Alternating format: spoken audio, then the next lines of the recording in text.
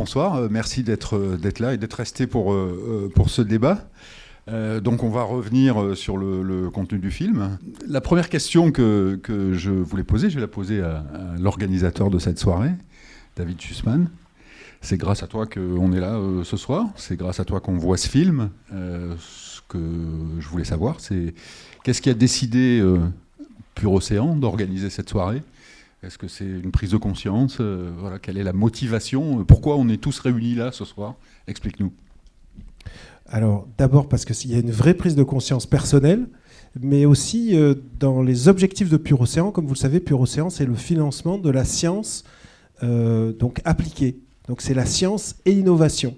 Lorsque vous êtes mécène ou que vous financez en fait notre ONG, on va aller financer des programmes scientifiques dans le monde entier.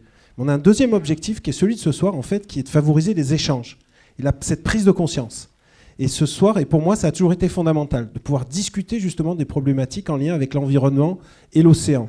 Et le plastique est devenu vraiment un fléau majeur. Donc en fait, c'est les échanges entre nous et surtout que toutes les parties prenantes soient présentes. Ça me semble absolument essentiel. C'est-à-dire qu'il faut absolument qu'on soit skipper, qu'on soit mère de famille, père de famille, dirigeant d'entreprise, intrapreneur, entrepreneur, responsable d'associations, scientifiques, politiques, industriels. Il faut que tous ensemble, on parle de ces enjeux parce que sinon, on va absolument rien résoudre. Donc chez Pur Océan, on a pris cette conscience qu'en fait, il fallait absolument qu'on ait ces échanges entre nous. Alors, de façon très concrète, je vous expliquerai comment on finance quelques projets qui sont en lien directement avec le plastique. Mais aussi, on parlera, notamment d'ailleurs avec Isabelle, on participe justement à des ramassages de déchets. Et comme on l'a vu dans le film, vous pouvez, pour ceux qui ne l'ont pas encore fait, venir avec nous, venir avec Isabelle, venir avec Pur Océan et d'autres associations, parce qu'en général, on est plus fort en équipe, donc on va tous ramasser ensemble en fait, des déchets sur les plages de Marseille et de France. Et justement, on découvre ce qu'on a vu sur le film et on peut discuter avec des scientifiques qui vous expliquent vraiment clairement ce que vous pouvez découvrir. Donc c'est ces échanges qui nous semblent absolument fondamentaux.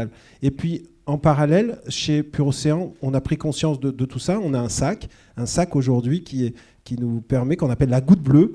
Et grâce à Philippe aujourd'hui, on vous parlera aussi de ce programme extraordinaire. Et ce qui est assez fou, justement, c'était quelque chose qui me touchait parce que faire des sacs en plastique, même s'ils sont biodégradables, pour aller ramasser les déchets, financer une ONG, ça paraît un peu dingue et on en est là aujourd'hui. Donc c'est un triste, magnifique programme justement qui permet d'impacter positivement. Donc échanger ensemble, c'est notre ADN, on le fait ce soir, on le fait avec enthousiasme, même si c'était triste. Moi je veux qu'on garde le sourire et qu'on reste optimiste. On va le rester, mais peut-être que nos interlocuteurs, les gens qui sont à cette tribune vont nous rassurer peut-être ou nous inquiéter un peu plus. Catherine Chabot, on vous connaît pour être une navigatrice de la course au large, même si vous l'avez souligné tout à l'heure, votre carrière de navigatrice est un peu derrière vous. Ce qui n'est pas mentionné aussi, c'est que dans une vie précédente, vous fûtes aussi journaliste, donc une passeuse d'informations. Vous êtes aujourd'hui députée européenne, donc vous êtes au premier rang de ceux qui fabriquent la loi pour le continent.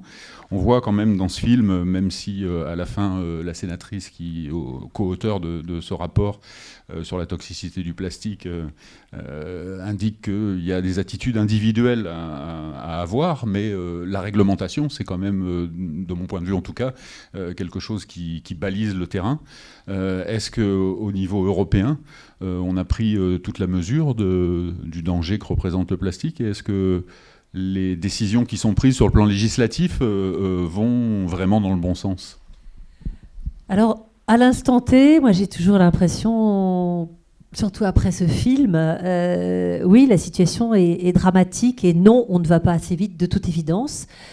Après, moi je dis toujours, il faut regarder dans le rétroviseur parce que il y a 30 ans, moi, quand j'ai vu les premiers déchets en plein milieu de l'Atlantique, personne n'en parlait.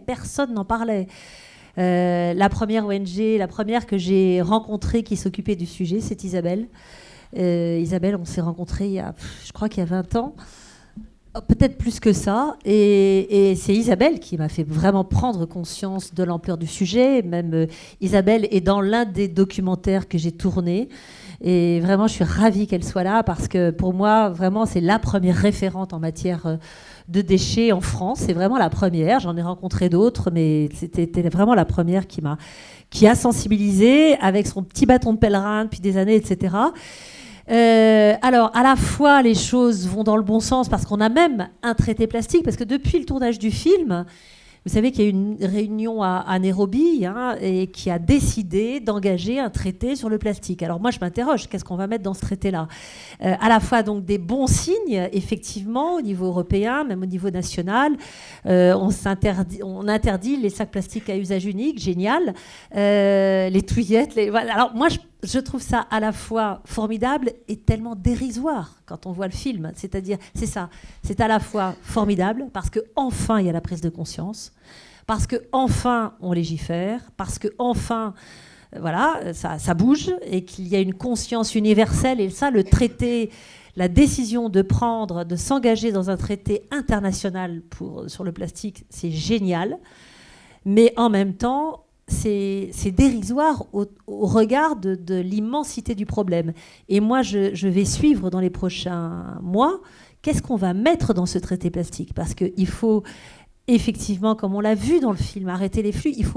Il faut réduire à la source, réduire le nombre de polymères, réduire pour faciliter la recyclabilité et éviter les absurdités. Enfin, voilà, on a l'impression qu'on fait un bon geste en mettant dans... Il faut vraiment que ce geste soit pertinent et efficace. Et pour qu'il le soit, il faut réduire le nombre de matériaux plastiques. Je vais vous donner juste un exemple parce que je m'en suis rendu compte dans le rapport sur lequel on a travaillé en commission pêche, là, les filets de pêche. Les filets de pêche, ça fait partie des nombreux déchets plastiques qui dérivent à travers dans l'océan. Je dis l'océan toujours au singulier parce qu'il n'y en a qu'un seul. En fait, les filets de pêche sont constitués d'une 50aine de polymères différents. Donc, si vous mettez en place une économie circulaire du filet de pêche, un système de collecte, éventuellement une responsabilité élargie du producteur du filet de pêche, une collecte, des systèmes de recyclage, etc. Mais qu'en fin de compte, le fait qu'il y ait tellement de variétés de polymères, un filet de pêche, c'est aussi un matériau qui est composite. Il n'y a pas qu'un seul matériau, il y en a plusieurs qui sont associés.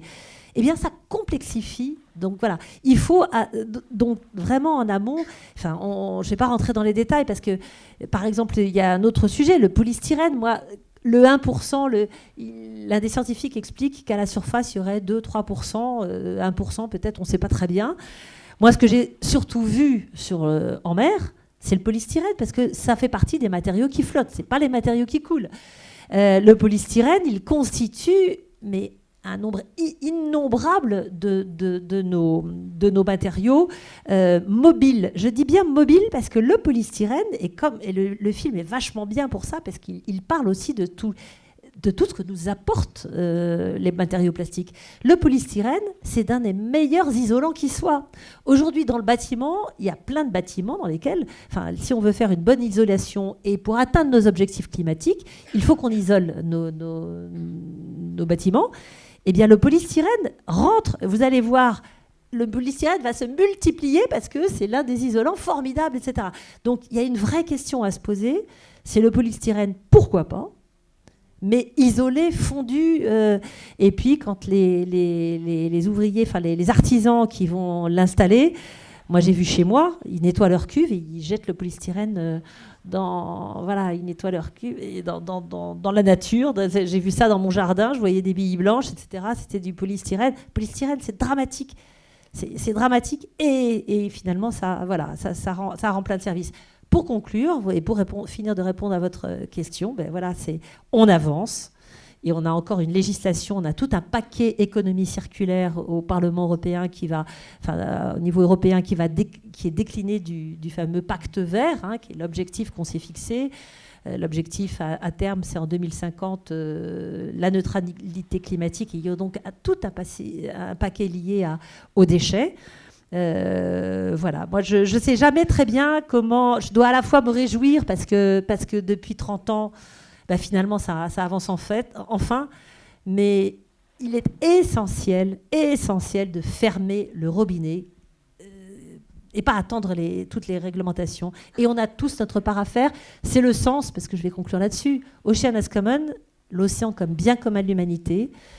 C'est une expression du sentiment que moi j'ai ressenti en voyant les déchets en mer. Je me suis dit, non pas où sont les affreux pollueurs, comment moi j'en suis arrivée là, Comment nous en sommes arrivés là collectivement et qu'est-ce que moi je peux faire.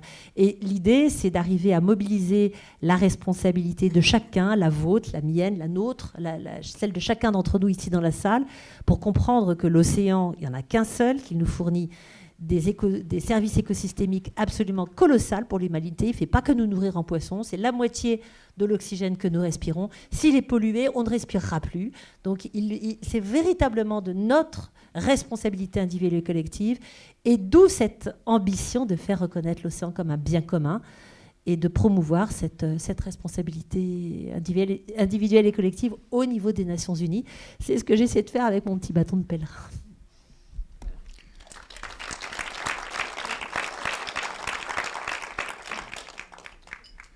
Merci Catherine. Vous disiez qu'il y a 30 ans, vous aviez constaté vous-même au milieu de l'océan qu'il y avait des déchets plastiques et que ça vous avait épaté, qu'à l'époque personne n'en parlait. Si, on en parlait, mais c'était pas audible il y a 30 ans. Voilà, moi je me souviens, il y a 25 ans, d'une étude de l'Ifremer, j'en parlais juste avant la séance avec une membre de Pure Océan, Stéphanie Lerner. Il y a 25 ans, l'Ifremer avait fait une étude sur les macrodéchets au fond de la mer. Ils avaient suivi la route que suivent les ferryboats qui vont jusqu'en Corse, entre Marseille et Toulon et la Corse. Et c'était une autoroute de déchets, quoi. Notamment des bouteilles plastiques, des canettes, des choses comme ça. On en avait parlé, mais ça n'avait ému personne à l'époque, ce genre de choses.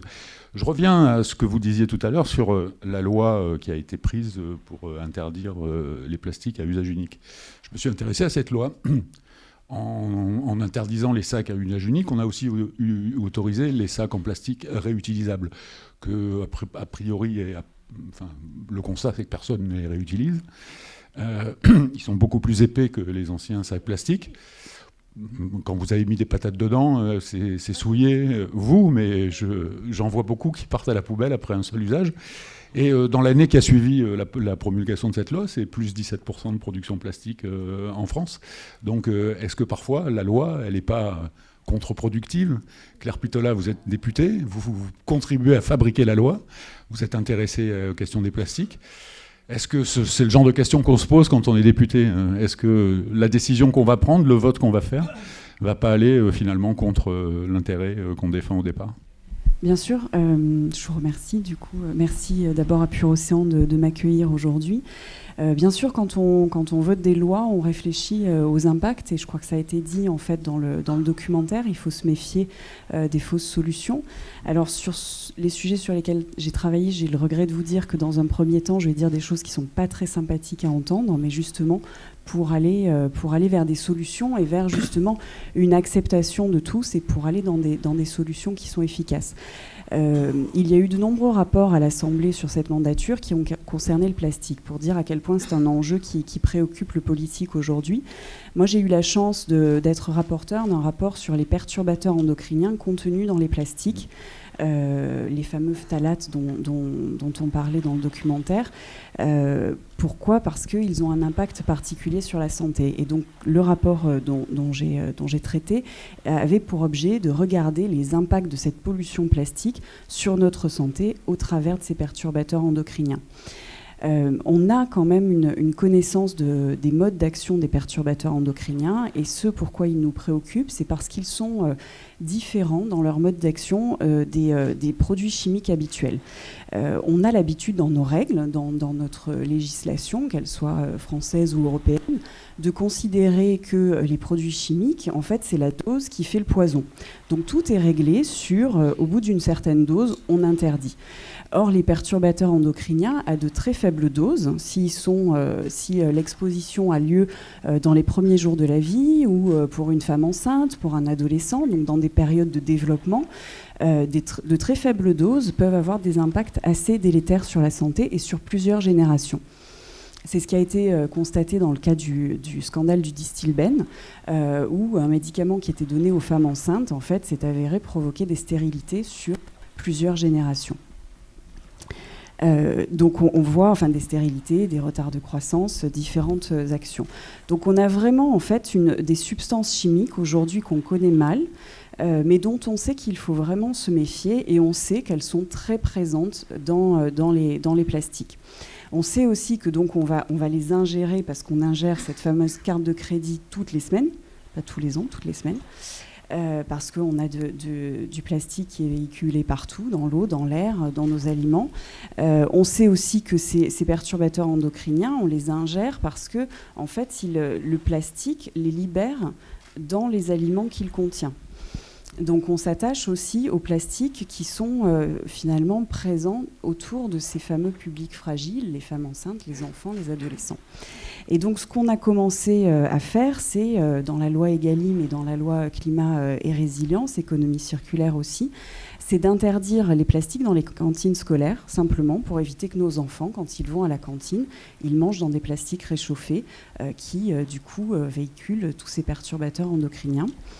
On a aussi travaillé en fait à interdire des valisettes, ça paraît simple à dire comme ça, mais des valisettes d'échantillons dans les maternités.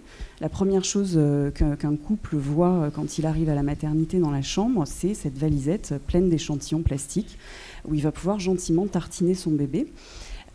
Donc ça, c'est interdit maintenant, on l'a voté. Et puis, petit à petit, donc, on va s'attacher à vraiment trouver des solutions qui sont viables. Et donc, ce qu'on a pu mettre en avant dans ces rapports, c'est que le recyclage n'est pas une solution qu'il faut utiliser à outrance. Il faut vraiment commencer par réduire cette utilisation du plastique.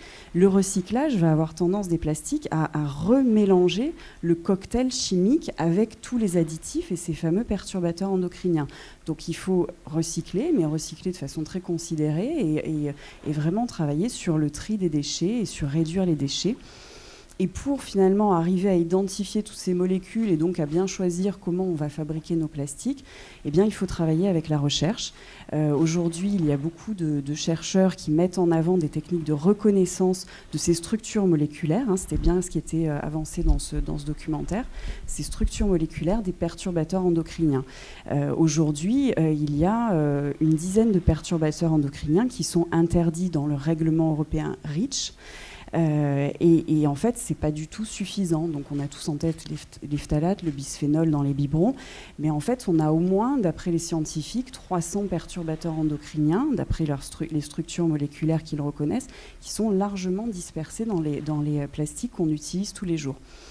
Donc ça, c'est ce qu'on pousse aussi dans nos rapports pour les révisions du règlement REACH, mais ça sera du côté du Parlement européen que ça se jouera. Voilà, pour vous dire en gros qu'on doit vraiment travailler à réduire ce plastique et pas imaginer qu'en fait on va pouvoir simplement trouver des solutions de substitution facilement. Je crois qu'il faut reconnaître que le plastique, c'est un très bon matériau, c'est un isolant électrique aussi, c'est très utile en médecine, donc par exemple quand on veut faire des perfusions, vraiment tous ces additifs, ça permet une souplesse au plastique et c'est utile dans beaucoup d'applications, mais il faut veiller à réduire son utilisation parce qu'après vous l'avez vu, donc il est véhiculé dans l'eau et dans l'air et j'en termine par l'autre sujet de santé qui m'intéresse, c'est tous les polluants qui transitent dans l'air et pour lequel j'ai créé cette association Objectifère, mais ce sera l'occasion d'un autre moment. Je vous remercie.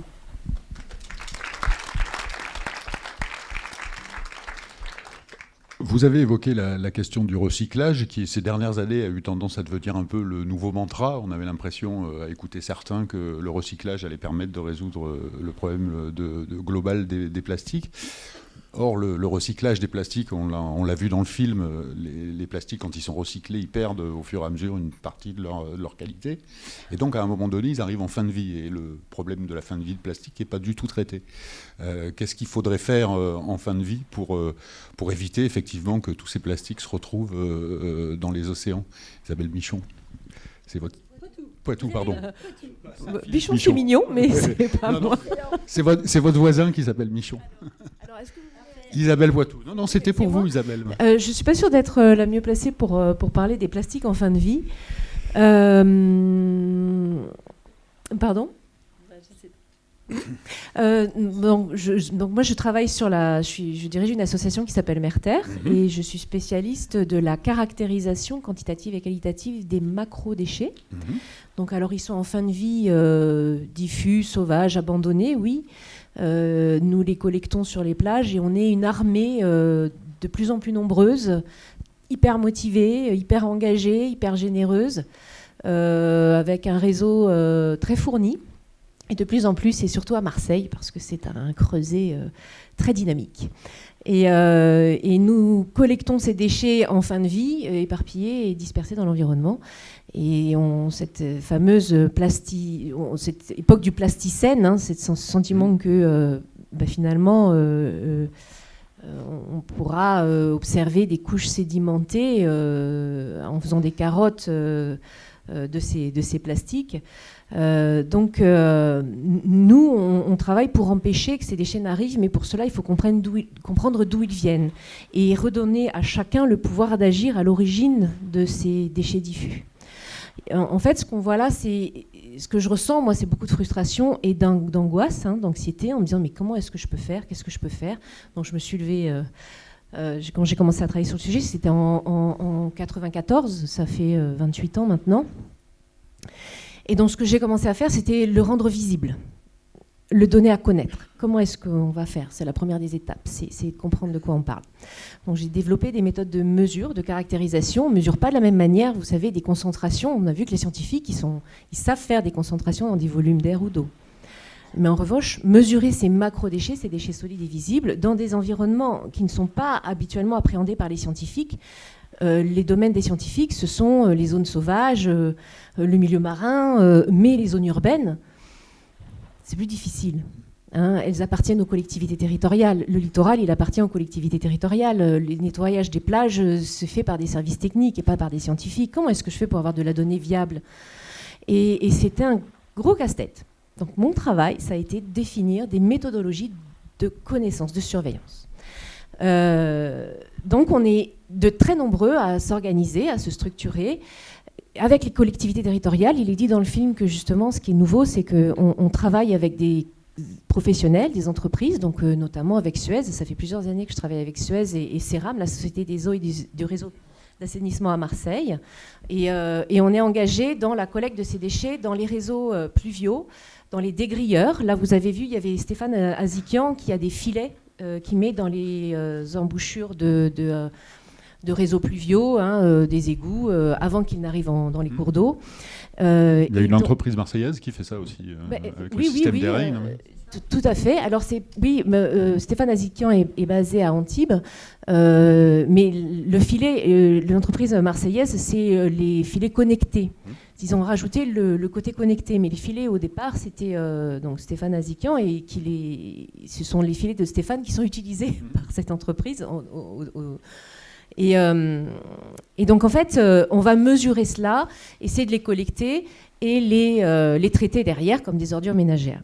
Et la bonne nouvelle quand même, il y en a, après 28 ans de recul, cette réglementation sur les plastiques à usage unique a été traduite en droit français et avec la loi biodiversité aussi, le plan biodiversité. Et donc il y a une nouvelle loi qu'on appelle anti-gaspi et économie circulaire qui va étendre la responsabilité élargie du producteur, donc le principe pollueur-payeur, c'est-à-dire quand vous achetez n'importe quel objet emballé, notamment, donc ça va être Citeo qui s'en occupe, précédemment cette entreprise s'appelait Éco-emballage, ils ont fusionné avec Ecofolio. Et il y a 2 jours, nous étions dans les locaux de la Marseillaise avec plusieurs porteurs de projets partout en France. Nous sommes 18 lauréats. Et avec le Parc national des Calanques, nous avons répondu. Sur Marseille, il y a 3 projets qui ont été lauréats. Et donc des initiatives vont être lancées et qui sont concrètes. Très concrète, c'est comment on va couper ces fameux robinets dans les bassins versants. Et donc, il y a des travaux qui vont être faits. Donc, diagnostic des déchets sauvages diffus sur le Parc national des Calanques, avec le partenariat de nombreuses associations. Je vois des associations avec lesquelles nous sommes super solidaires et on travaille beaucoup en ce moment avec Wings of the Ocean, notamment, qui est très leader dans la coordination des acteurs à Marseille. Et on va aller collecter ces données auprès de ceux qui sont sur le terrain et co-construire une vision partagée de la situation et intégrer les parties prenantes dans une construction de solutions concrètes. Et on va travailler avec les commerçants engagés, la métropole évidemment, et il y a deux autres projets avec la métropole, le syndicat de l'Uvonne. Donc on va travailler sur ce fameux cours d'eau qui au mois d'octobre nous a vomi de nombreux plastiques sur nos magnifiques plages. Donc là, il y a des actions concrètes qui vont être menées encore dans les bassins versants avec ces fameux filets. Et il y a également Synchronicité avec de nombreuses associations. Et CERAM et Suez avec ses avaloirs connectés. Il y a 200 avaloirs connectés. Les avaloirs, c'est les bouches d'égout. Et les gens ne pensent pas forcément, enfin, je veux dire, ils ne sont pas malveillants, ils ne veulent pas polluer, mais ils vont jeter dans les bouches d'égout pensant bien faire, parce que il faut vraiment faire évoluer les mentalités là-dessus. Et donc ces avaloirs connectés, c'est Suez, CERAM qui les traite. Et donc nous allons travailler, Merter est investi dans ces 3 projets pour harmoniser les méthodologies de caractérisation et inciter les acteurs. Et ce qui est intéressant dans tout cela, c'est que nous travaillons ensemble et que nous co-construisons. Et donc le fait que nous soyons dès le départ ensemble au début des projets, ça facilite la résolution des problèmes, puisque chacun va se sentir engagé, investi. On va mener de nombreuses enquêtes. Donc on a une chargée de mission qui est embauchée à temps plein en CDD là-dessus, vraiment précisément, pour aller enquêter auprès de chaque partie prenante. Et ce qu'on espère vraiment, c'est ce travail de concertation et de co-construction. Et ce n'est pas nous qui proposons les solutions, c'est que l'analyse des données montre clairement chaque acte commis. Ces déchets, ils sont merveilleux. Merci aussi. Il y a toujours les effets positifs et négatifs. Il y a toujours 2 revers, deux faces à une médaille. Et ce qui est intéressant, c'est que ces déchets, en fait, ils sont hyper pédagogiques. La mer nous interroge, elle nous renvoie à ce qu'elle n'arrive pas à digérer. C'est ça, c'est pas biodégradable. Le ventre de la mer ne sait pas digérer ça, ni le nôtre, ni ceux des animaux.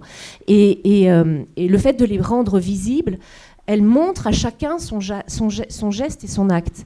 Et elle interroge aussi les industriels. Les industriels commettent chaque jour des crimes contre l'environnement. En mettant sur le marché des produits de ce genre, en fait, qui sont polluants, normalement la réglementation, c'est qu'il est interdit de mettre sur le marché des produits polluants. Sauf qu'on est en train de se rendre compte que ces plastiques sont polluants. Qu'est-ce que ça veut dire, la pollution ?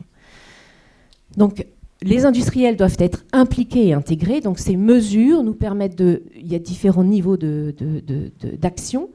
Au niveau géographique, dans les territoires, avec les collectivités territoriales et l'ensemble des acteurs, on va apprendre ensemble à Marseille. Alors Marseille, si on y arrive à Marseille, je me dis, peut-être on pourrait y arriver ailleurs.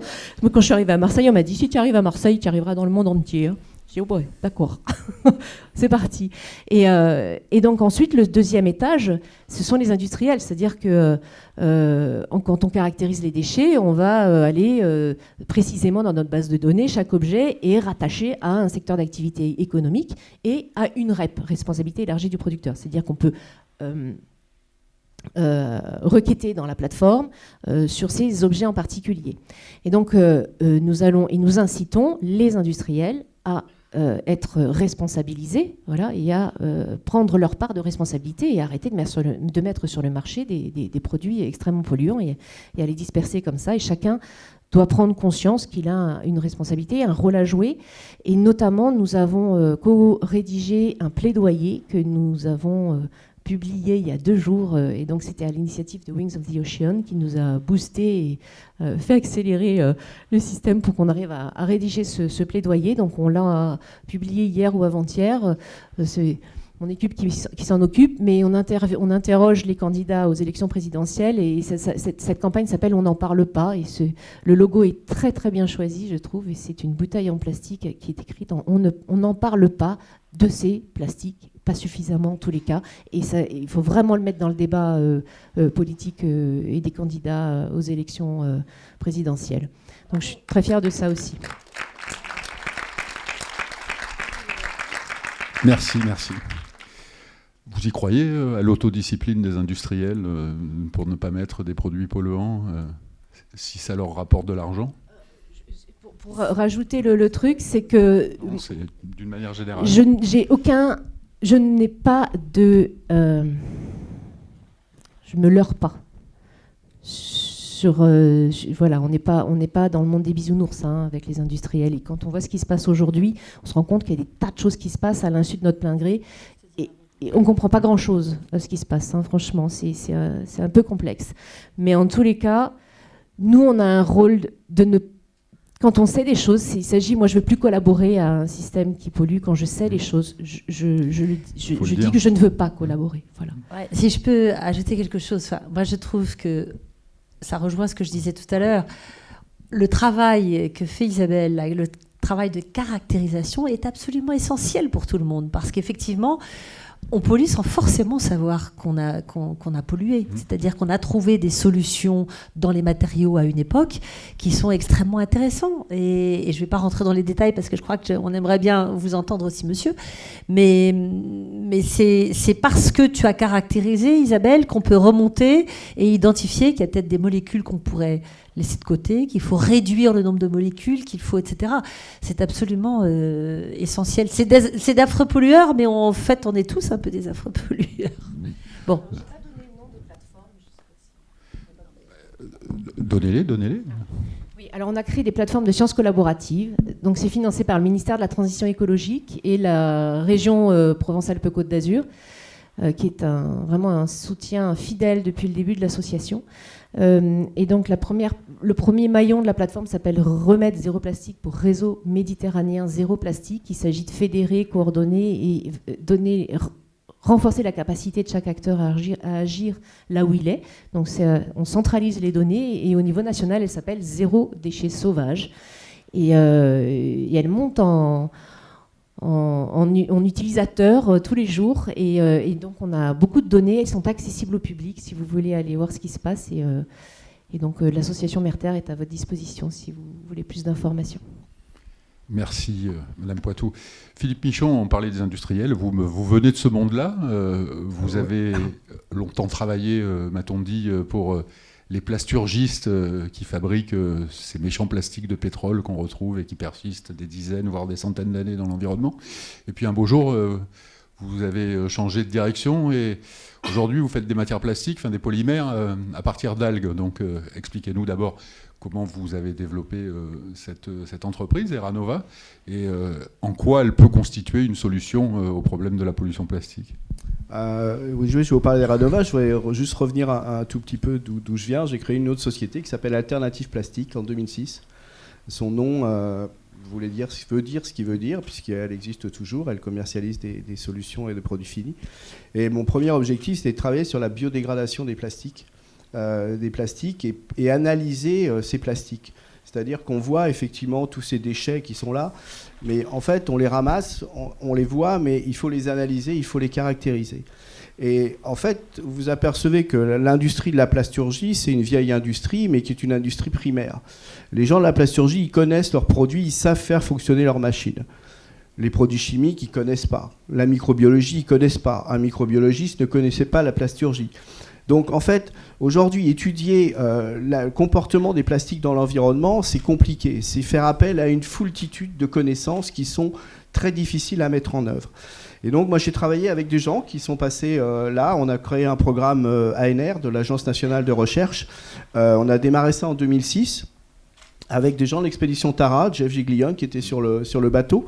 Et l'objectif a été d'arrêter en fait de dire ok, le plastique, on sait que le plastique il pose un problème, mais comment se comporte-t-il vraiment dans l'environnement? Qu'est-ce qu'il fait vraiment et comment se transforme-t-il? Et donc ça a créé un programme qui a coûté pas mal, plus d'1 million d'euros et il s'appelle Oxomar et donc l'objectif c'est d'analyser la toxicité des plastiques, le comportement, la décomposition, quels sont les oligomères qui sont créés, comment ils sont développés. L'IFREMER a participé et le CNRS aussi. Et en travaillant là-dessus, la personne qui m'a donné les contacts, c'est un monsieur qui s'appelle Galgani, que j'ai appelé un jour, qui m'a dit tu fais un truc, ça a l'air plutôt malin, la technique existe depuis très longtemps. C'est un monsieur qui s'appelle Gerald Scott, qui a inventé ça dans les années 70, qui travaillait dans la stabilisation des polymères chez Michelin. Chez les pneus, parce que chez Michelin, ils ont aussi un problème. Tous les pneus qui s'usent, aujourd'hui, il y a des fragments de caoutchouc qui partent dans la nature. Vos poussières de frein, il y a aussi. Donc, le plastique, c'est effectivement un produit, mais il y en a une multitude. Et il faut faire appel et créer ces programmes de compétences pour analyser. Et donc, depuis 2006, il y a un groupe GDR Polymère qui s'est créé. Il y a plus de 160 chercheurs maintenant qui analysent en fait l'impact des microplastiques dans l'environnement avec des éléments scientifiques puissants, de plus en plus puissants, pour justement lever les incertitudes. On parle de perturbateurs endocriniens. Moi, je suis expert à l'AFNOR. Je suis expert au CEN aussi, au Comité de normalisation européen. la plasturgie ne fait pas n'importe quoi. Elle est irresponsable quand elle a créé son plastique parce qu'elle ne s'est pas intéressée à sa fin de vie. Elle a créé un produit et elle a dit, messieurs, voilà, le produit, je vais le faire de plus en plus performant, il va être de plus en plus durable, de moins en moins cassant, il va être de mieux en mieux. Mais l'industrie ne s'est pas intéressée à sa fin de vie. Et aujourd'hui, on voit le problème qu'il y a. Le problème, il est fin de vie en Europe, mais il est aussi dans tous les pays qui sont en voie de développement. Parce que aujourd'hui, on en parlait tout à l'heure, on doit servir de modèle à ces gens-là. Qu'est-ce qu'on sert ? Comment on sert de modèle ? On sert à une multiplication des emballages qui se développent en Afrique, alors qu'en ils faisaient du vrac, ils faisaient des marchés.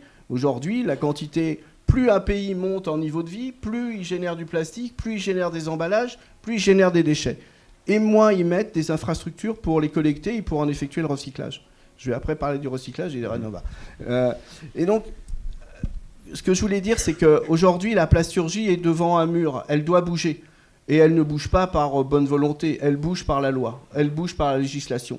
C'est déprimant. Moi-même, je suis un entrepreneur. J'ai pas créé des trucs parce qu'on m'y a forcé. Juste parce que je me suis dit, bah tiens, ça serait malin de faire ce truc-là plutôt que de faire ce truc-là. La plasturgie, elle n'a pas réagi comme ça. Mais bon, aujourd'hui, il y a quand même des normes qui assurent une certaine sécurité alimentaire sur les produits. Il y a une directive qui s'appelle la directive REACH. Il y a des centaines, des milliers de produits qui sont référencés sur cette directive REACH.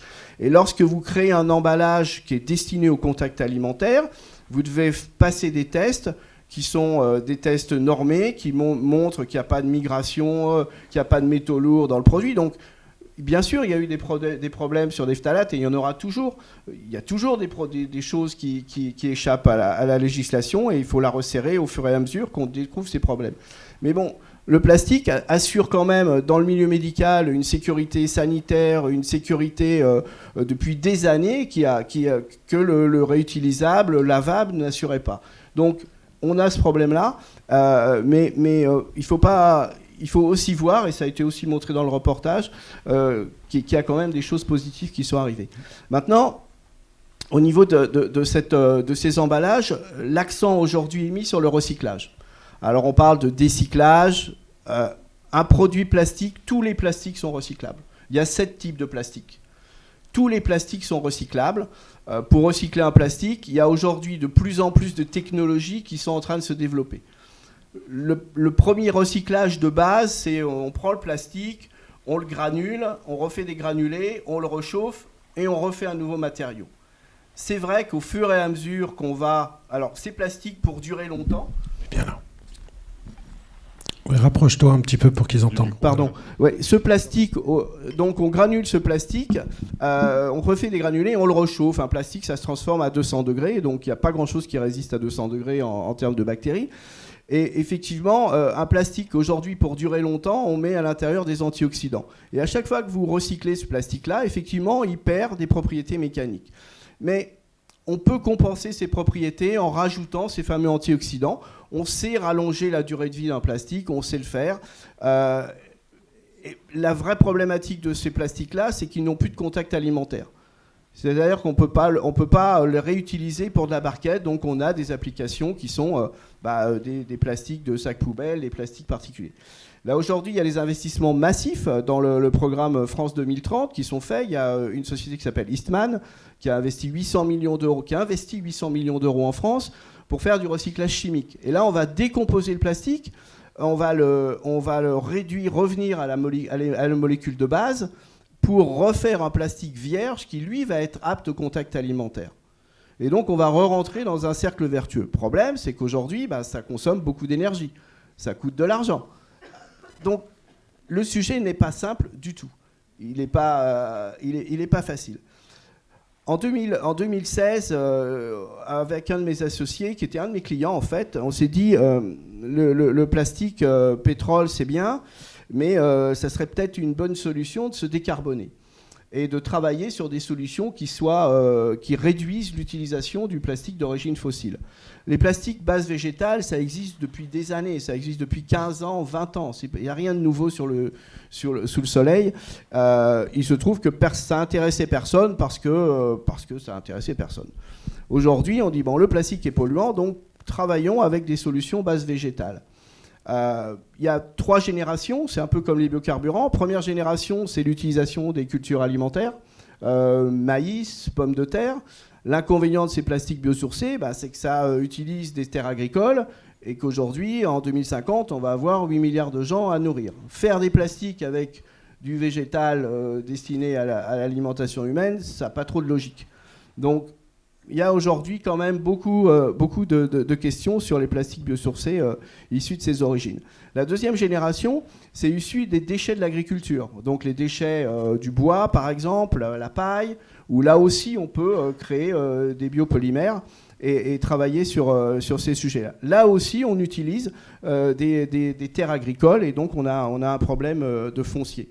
Donc avec Philippe Lavoisier, on s'est dit il faut essayer de travailler sur autre chose que ça. Et donc on a mis au point, on a démarré il y a plus d'une dizaine d'années déjà, l'utilisation des algues vertes, qui sont les algues l'Ulva rigida, celles que vous voyez. Alors la logique nous dit pourquoi vous n'êtes pas en Bretagne ? Parce qu'on a été mieux accueillis ici. Et puis et donc on utilise donc les algues vertes qui sont sur les temps de berre. Il y a entre 3 et 5 000 tonnes d'algues vertes qui sont aujourd'hui sur les côtes, qui sont issus de la pollution. Le phénomène s'amplifie avec le réchauffement climatique. Et donc, en fait, on est en train de travailler avec les municipalités. On a eu notre première collecte avec Istres, là. Et donc, l'idée, c'est qu'ils nous amènent ces algues. On les met dans des bassins. On a construit un pilote industriel. On a levé 6 millions d'euros en 2020. On est programme d'investissement d'avenir de l'ADEME. L'ADEME, je ne sais pas si ça vous parle, mais enfin, oui... c'est, on va dire, le bras armé de l'Agence de l'environnement. L'Agence de l'environnement, voilà, qui travaille. Donc, on est programme d'investissement d'avenir de l'ADEME. Et donc, qui nous a dit, OK, votre programme, ça nous intéresse. Il faut que vous soyez pas cher, que vous n'utilisiez pas de foncier agricole, que vous créez une zone de revitalisation et que vous ayez une analyse cycle de vie de votre produit performant. Qu'est-ce que ça veut dire, l'analyse cycle de vie ? C'est bien beau de dire on prend un matériau et on le substitue par un autre. Mais on ne peut pas le faire uniquement en pensant qu'il est plus beau, plus doux, plus clair, plus sympa. Il faut analyser son cycle de vie, c'est-à-dire quelle est l'énergie qui est utilisée pour d'où il vient et où il va. C'est-à-dire travailler sur du berceau à la tombe, comment on va le fabriquer et surtout comment on va l'éliminer. Et tout ça, quelle énergie on utilise, et tout ça, ça crée... Il y a des normes, c'est compliqué, et ça s'appelle l'analyse cycle de vie. Le carton, aujourd'hui, a bizarrement une analyse de cycle de vie moins bonne que le plastique. Il utilise plus d'énergie, il faut beaucoup plus d'épaisseur. Beaucoup d'eau. Beaucoup d'eau, mais vous en parlez à 90% des gens, ils vont dire « Ah non, le carton, c'est mieux parce que c'est biodégradable. » Oui, mais non, le but du jeu, il n'est pas de le jeter dans la nature. Donc, le sujet est vraiment, vraiment compliqué. Donc, bref, pour en revenir à Air Nova, donc on utilise ces algues-là, on les met dans des bassins, on les stresse, c'est-à-dire on modifie leur métabolisme, elles s'enrichissent en amidon, et on va d'un côté extraire l'amidon, de l'autre côté extraire les fibres. On est breveté dans 30 pays, on les blanchit, là aussi on est breveté. Et donc à partir d'une algue qui est verte et un peu odorante, on arrive à un produit qui est sans odeur et sans couleur. Et donc on collabore avec Pure Océan, donc pour fabriquer ce sac à déchets qui est de nouvelle génération. Vas-y, la goutte bleue. La goutte bleue. La goutte bleue qui est un sac d'une nouvelle génération. Donc ce sac-là, il comporte 25% de base algale, 60% de matière recyclée, issue de la poubelle jaune, et 5% de matière vierge. Pourquoi il contient encore du plastique ? Parce qu'on veut qu'il soit recyclable. Et on veut qu'il rentre dans la filière de recyclage. Et pour recycler, il faut qu'il contienne encore un peu de plastique. Mais il n'est pas biodégradable. Il n'est pas biodégradable. Il peut l'être, mais il ne l'est pas. Parce que biodégradable... Alors, biodégradable, c'est mon sujet favori. La biodégradable... Parce qu'on peut faire des plastiques biosourcés, donc issus de matériaux biologiques, et complètement pas biodégradables du tout. Absolument. Aussi persistants que les plastiques de pétrole, on est d'accord ? Absolument. Il y a une formule.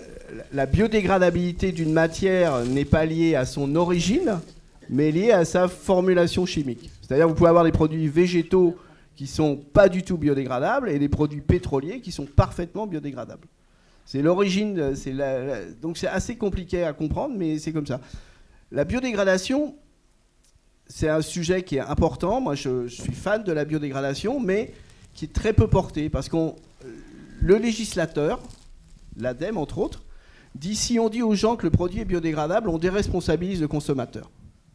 Et aujourd'hui, c'est discutable. La revendication biodégradable sur un produit est aujourd'hui interdite par la législation. Parce que les normes sur la biodégradabilité du plastique, elles sont particulièrement sévères. C'est-à-dire une feuille de chêne ne passe pas la norme de biodégradabilité du plastique. Elle met plus de temps que la norme. Donc une feuille de chêne, elle n'est pas biodégradable au sens de la loi. La biodégradation, encore une fois, c'est quoi? La biodégradation, c'est la conversion d'un matériau en CO2, en eau ou en méthane. Si vous biodégradez un produit dans la nature, les produits se biodégradent très lentement. Pourquoi ils se biodégradent très lentement? Parce que la biodégradation, c'est l'émission de CO2. CO2, c'est un gaz à effet de serre. Donc quand quelque chose se biodégrade, il faut aussi qu'il enrichisse le sol. Donc il ne faut pas uniquement qu'il se convertisse en CO2 qui part dans l'atmosphère, mais il faut qu'il crée une biomasse qui soit un amendement organique. Et c'est ça le... Donc on veut un truc qui soit biodégradable, c'est-à-dire que je le fais tomber par terre et il disparaît tout de suite. Mais ça ne marche pas bien, c'est pas bon environnementalement, parce que vous créez du CO2 tout de suite. Mais si je le vois et qu'il va mettre 2 ans, on va dire, ah mais attends, je le vois ça fait 2 ans qu'il est là, il va créer une pollution visuelle. Mais après, il faut voir, est-ce que c'est une pollution toxique ou pas toxique? C'est pour ça que c'est pas simple. Et voilà.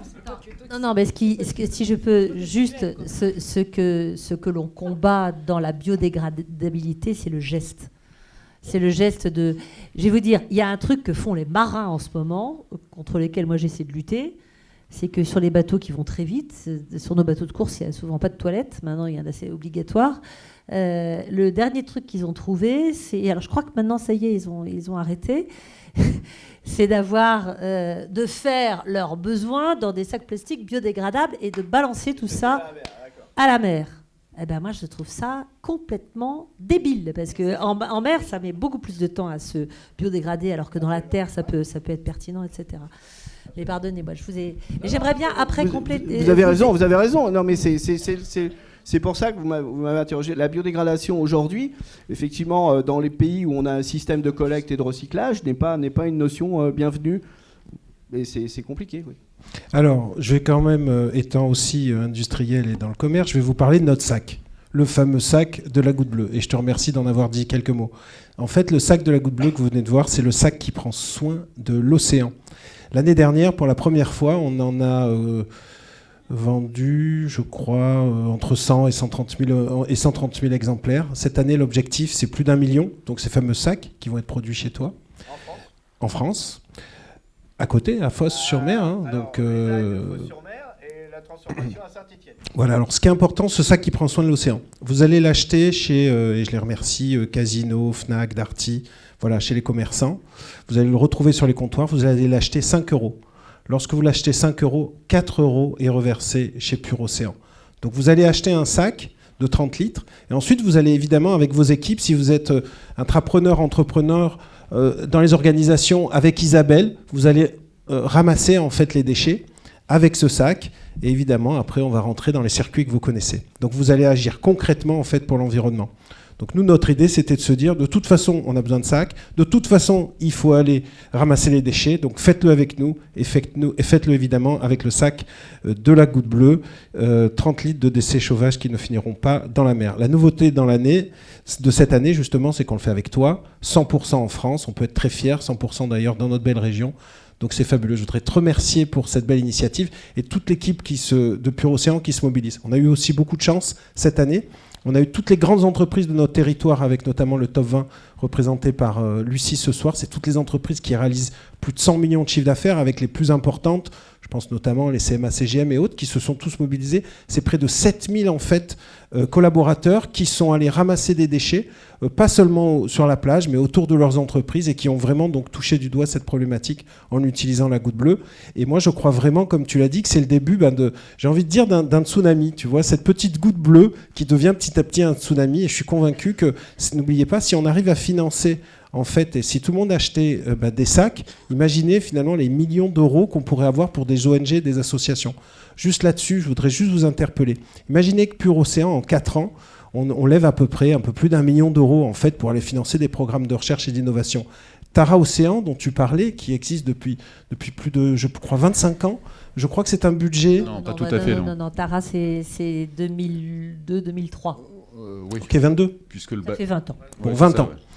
Une vingtaine d'années. Donc c'est quand même assez récent. Je crois que leur budget, c'est de 3 à 4 millions d'euros. On a eu la chance, grâce notamment aussi au soutien de Claire Pitola, je tiens à le souligner, à prendre la parole avec justement Tara Océan récemment à l'Assemblée nationale pour mobiliser justement des députés, échanger avec eux sur toutes ces problématiques.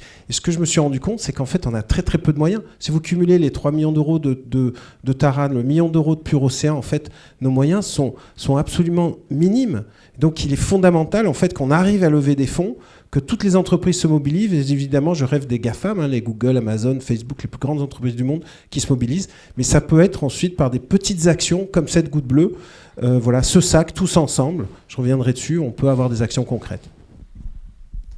Merci David. Le temps tourne. Catherine, elle voulait... Oui, je voulais... En gros, vous avez 1 minute chacun pour conclure. Ouais, mais moi, je vais conclure sur des travaux sur lesquels moi j'ai beaucoup travaillé avec l'Université de Bretagne Sud. Je me suis posé la question, dans le domaine qui était le mien, la navigation de plaisance, comment remplacer nos bateaux en plastique en fibre. 80% de nos bateaux en plastique sont fabriqués en fibre de verre et résine polyester. Et le problème, c'est donc un matériau composite et en fin de vie. Tu ne sais pas quoi faire, on ne sait pas sortir, déconnecter le polyester de la fibre de verre. Nos bateaux de course, ils sont faits aussi en matériaux composites avec du carbone, du Kevlar, du nid d'abeille, etc. Et des résines, parce que tout ça c'est collé, des résines époxy. Et on ne sait pas quoi en faire en fin de vie. Donc on a travaillé avec l'Université de Lorient qui a tenté aussi sur les algues. Mais bon, il y en a d'autres aussi qui travaillent sur des algues. Ils ont juste arrêté parce que voilà, il ne fallait pas développer plus d'algues vertes que ce qu'on... On espère qu'on n'aura plus d'algues vertes quand on aura résultat. Mais vous avez, pour l'instant, on en a encore à traiter. On en fait la culture en même temps. Et voilà, absolument. C'est une remarque qu'on m'a faite. On nous a dit mais vous n'engagez pas le stoppage des algues vertes. Mais elles sont là. Elles sont là, absolument. Et tant qu'elles sont là, absolument, c'est un déchet que vous valorisez. Et en fait, on a travaillé sur les renforts côté fibre de verre. On l'a remplacé par de la fibre de lin ou de la fibre de chanvre. Le chanvre a énormément... Le lin et le chanvre ont des caractéristiques mécaniques qui ne sont pas tellement éloignées de la fibre de verre. On n'a jamais réussi à remplacer, parce que ce que dit monsieur est très juste, on n'a pas réussi à remplacer les caractéristiques mécaniques de la fibre de carbone, de la fibre de Kevlar. Et on a toujours une problématique sur les polymères, donc la résine qui lie tout ça. Pour passer à des polymères biosourcés, donc on rentre dans la plasturgie. Et là, c'est le champ. Est-ce que c'est pertinent de cultiver effectivement des terres agricoles pour faire des matériaux totalement des polymères biosourcés, tu vois, c'est les cols qui sont... Et en fin de compte, on a construit en 2010 la première embarcation totalement biosourcée, en fibre de lin et en PLA, pour tout vous dire. Elle n'a jamais pris la mer, elle n'a pas très bien vieilli, mais n'empêche que depuis, il y a un autre navigateur qui a pris le relais, qui est Roland Jourdain, qui lui insiste, etc. Et on n'est toujours pas encore avec des polymères biosourcés qui arrivent à obtenir des caractéristiques mécaniques. Donc remplacer nos bateaux en plastique par des matériaux biosourcés, on n'y est pas encore. Et pour finir, m'interrogeant sur la pertinence environnementale et même au regard des terres agricoles, etc., quand j'étais membre du Conseil économique, social, environnemental, j'ai fait un rapport et un avis sur l'utilisation de ces fibres. Et j'ai rencontré, c'est très intéressant parce que j'ai rencontré donc toute la filière du lin et du chanvre. Eh bien, les matériaux, les fibres végétales comme renfort sont des perspectives économiques très intéressantes pour ces filières-là, qui, pour l'instant, 90% va vers le textile. Il faut savoir que la France est le premier producteur mondial de fibres de lin et que donc, c'est assez pertinent. Ce sont des fibres dont on peut valoriser absolument, sur le chanvre aussi, on peut valoriser toute la plante, y compris dans l'alimentation, etc. Donc, il y a une pertinence. On a encore beaucoup de recherches à faire pour que ce soit... Voilà, on a encore beaucoup de recherches et d'innovations à faire.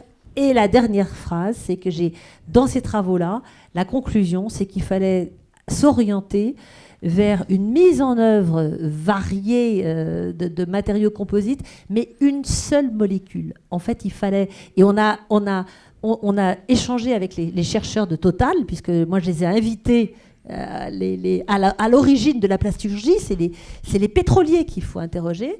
Et ils étaient très intéressés par nos travaux. Et eux ont commencé à travailler sur... Et ça, c'est vachement intéressant.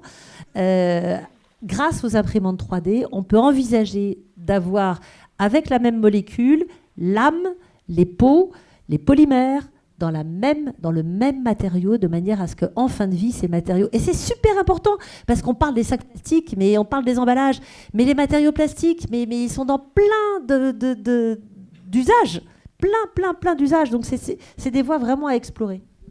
Voilà ma conclusion. Merci à vous.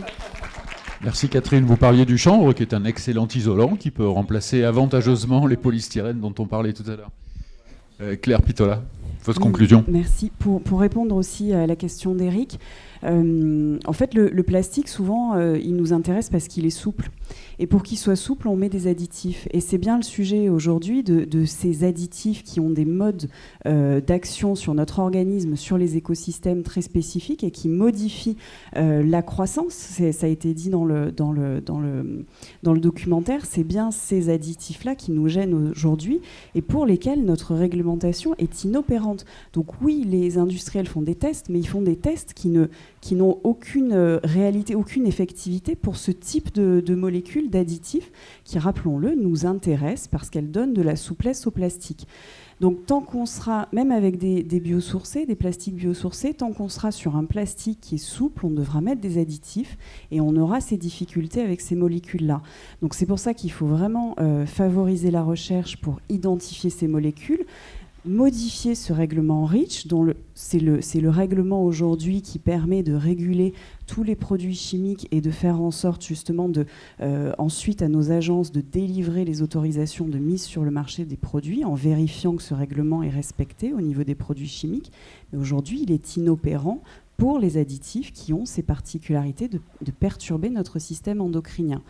Et donc, ce qu'on essaie de mettre en œuvre aussi pour avancer un peu plus vite, parce que réviser des règlements, c'est long, c'est un toxiscore. Parce qu'on a quand même des scientifiques aujourd'hui qui nous alertent sur des molécules et on est capable de dire que, attention, justement, pour ces publics fragiles, pour le jeune enfant, pour la femme enceinte, pour l'adolescent, il faut faire attention à certaines molécules. Et donc, il faut cibler sur les produits un toxiscore pour indiquer la toxicité pour un public fragile et inciter comme ça, par la compréhension, à réduire notre consommation de plastique. Donc le biosourcé, ça peut être une solution. Aujourd'hui, ce n'est pas du tout vérifié. Et donc il faut vraiment faire attention à des substitutions qui ne seraient pas un résultat effectif pour notre santé et pour l'environnement.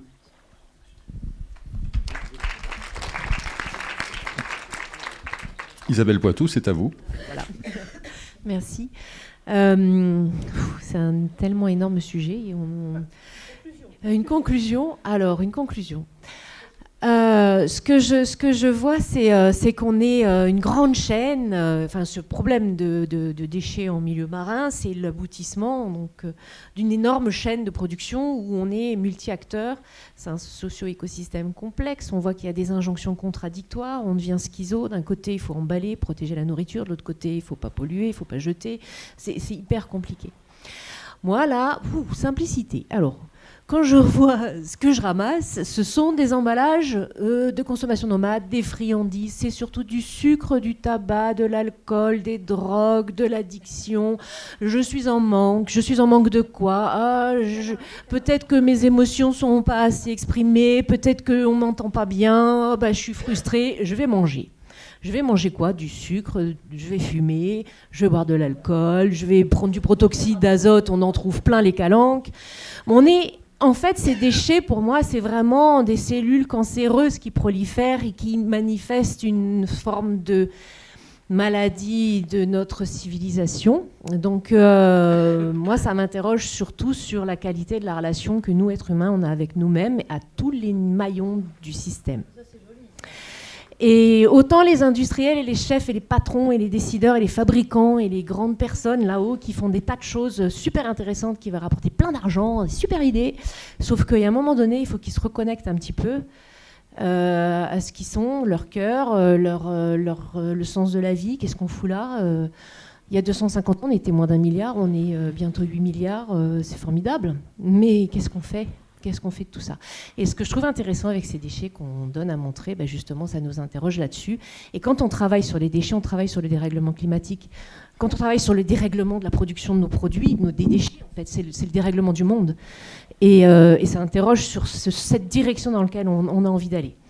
Donc, j'ai beaucoup d'espoir, quand même, parce que l'espèce humaine, elle s'est toujours adaptée, et grâce aux associations, aux scientifiques, aux gens qui se mobilisent, on est hyper nombreux, il y a des gens formidables partout, et ils me donnent beaucoup d'espoir. En tous les cas, je travaille avec des gens formidables. Voilà. Merci beaucoup. Merci à toutes et à tous. Et le mot de la fin... Avant Ah oui, non, mais... Ouais. Moi déjà, c'était très bien, et puis merci d'avoir donné la parole. Voilà, moi je voulais dire que Eranova, on s'est installé en PACA, on est fiers d'être ici, on essaie de grandir, on a eu un prix par l'ADEME, par la BPI hier, on va défendre notre dossier Eranova à Bruxelles lundi, et puis voilà, on espère qu'on va gagner. Bravo. Claire. C'est juste parce que j'ai oublié en fait d'excuser le vice-président de la commission mer et littoral de la région qui m'a transmis du coup un mot de bonsoir pour vous, et surtout de dire ils sont pleinement engagés donc à soutenir les actions telles que Pure Océan les mène. Et aussi, il y a des budgets importants, juste pour dire que Pure Océan n'a pas les seuls budgets, et donc c'est bien d'en collecter et de faire participer aussi les autres ONG. Mais il y a des budgets au niveau de la région et au niveau national pour tout ce qui est gestion des déchets, et je te transmettrai le détail, mais voilà, bravo pour les levées de fonds, et en tout cas, il y a aussi, heureusement, on n'a pas que 4 millions en France pour gérer tout ça. Et moi, je voudrais juste rajouter, David, si tu m'autorises, moi j'ai un énorme espoir, parce que je suis contactée par plein de jeunes, et Oceanas Common, on a toute une bande de jeunes, il y en a un qui est là, Lorenzo Arduino, qui est notre coordinateur, on a des projets géniaux avec Régénération, Blueprint, etc. N'hésitez pas à contacter Lorenzo. Il y a plein de jeunes qui sont super engagés. Moi, au Parlement européen, je passe mon temps à recevoir des lettres de candidature de jeunes qui me disent « mais moi, je veux m'occuper de l'océan, je veux m'occuper de l'océan ». Je veux m'occuper de l'océan, donc on est sauvés. Donc le dernier mot à Pure Océan. J'ai pas eu le temps de vous présenter les deux projets précis que nous finançons chez Pure Océan. Il y en a un au large de Barcelone, où on va étudier comment les éponges de mer justement vont détériorer les microplastiques. On en a un autre au large de l'Australie aussi qui est fascinant. On va étudier justement comment les oiseaux en fait ont ingéré du microplastique. Et ça, c'est des projets très précis en fait chez Pure Océan. Je crois que ce qui est important, c'est que pour vous qui êtes dans la salle, qui ne nous connaissez pas bien, vous preniez le temps de nous suivre sur les réseaux sociaux. Et c'est très important pour toutes ces associations et ONG, et il y en a, elles sont très nombreuses, de nous liker, de nous suivre, parce que Isabelle, j'en discutais un peu plus tôt, me disait qu'elle était très fière. Désormais, il y a 6 personnes qui travaillent avec elle dans ton association. Je me souviens quand vous étiez 2, il n'y a pas si longtemps, et vous imaginez en fait le travail extraordinaire qu'elle a pu faire avec 6 personnes. Elle a besoin d'être soutenue, elle a besoin de financement, elle a besoin qu'on parle d'elle, elle a besoin qu'on la tweet, qu'on la like, etc. Claire Pitola, elle met de nombreuses actions, et certainement tu t'occupes de nous localement. Elle a aussi besoin d'être suivie. Philippe a besoin d'être suivi, échanger avec lui, parce que vous avez vu le nombre de questions, et puis tout le monde, à mon avis, n'a pas tout compris. Donc il faut absolument que tu nous fasses plus d'informations et des fiches justement sur les industriels. Moi-même, je vais essayer de communiquer autour de ça. Je crois qu'il faut énormément communiquer. Nous, l'objectif, il faut être clair, moi, ce que je souhaite, c'est embarquer des entrepreneurs et embarquer des intrapreneurs. Je vois de nombreux entrepreneurs dans la salle, certains magnifiques qui ont bâti de véritables empires qui sont là et je tiens à les remercier. Et je crois qu'on n'en est qu'au début, en fait. Il faut qu'on arrive absolument, et dès ce week-end, dès ce soir, immédiatement, à parler avec nos amis et leur dire « mais c'est possible ». Finalement, toi, tu t'engages pourquoi ? Je crois que celui qui ne s'engage pas aujourd'hui, l'entreprise qui ne s'engage pas, elle va disparaître. L'entrepreneur qui ne s'engage pas, on ne lui parlera plus. Donc cette vague est en route, on doit tous s'engager. Donc si vous n'êtes pas déjà engagé, engagez-vous ou créez quelque chose, créez votre propre ONG, allez-y, ou venez à nos côtés et tous ensemble, on peut aller beaucoup plus loin et on peut tous avoir notre sens. Ça va se jouer ainsi. J'ai eu la chance de rencontrer, après Catherine Chabot et les personnes ici présentes, Harrison Ford pendant l'IUCN, c'était au congrès mondial, toi aussi. Donc j'étais très Harrison Ford, hein, c'est la guerre des étoiles, c'est Indiana Jones, et j'étais ravi, je pourrais parler avec lui là, c'était fantastique avec son bel accent. Et en conclusion de l'IUCN, il nous a dit cette phrase extraordinaire qui est Let's go to work, tout simplement, c'est-à-dire allons au travail. Si vous êtes là ce soir, c'est que vous êtes des gens qui sont dans l'action. Et en fait, toute cette frustration que vous avez pu avoir comme moi pendant le documentaire, moi je vous propose de passer à l'action. Vous allez voir, ça passe tout seul du coup. On sera moins frustrés, on fera de belles choses ensemble. Et l'action, ça ne veut pas dire nécessairement boire un coup ce soir, ce qu'on va faire, c'est agréable, mais passer à l'action dans tous nos engagements. Donc suivez-nous évidemment sur les réseaux sociaux, passons à l'action. Et je vais remettre quand même les bracelets de Pur Océan, parce que nous, au-delà de commercialiser des sacs, on commercialise plein de belles choses. Vous pouvez aller nous voir sur notre shop.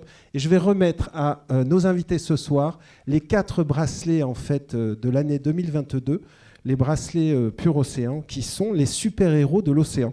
En fait, vous avez un super dauphin, donc ici présent. C'est fabriqué à Marseille. C'est à base de plastique justement recyclé. Et donc, c'était en harmonie avec ce soir. On va vous le remettre, ça vous donnera des super pouvoirs pour aller plus loin. Un immense merci à vous, le public qui êtes présent, à vous être déplacés, à passer la soirée avec nous pour ce beau week-end, à nos invités extraordinaires, et puis vivement qu'on se retrouve ensemble. On a parlé de l'amour de plastique, moi je vous parle de l'amour d'être tous ensemble. Merci.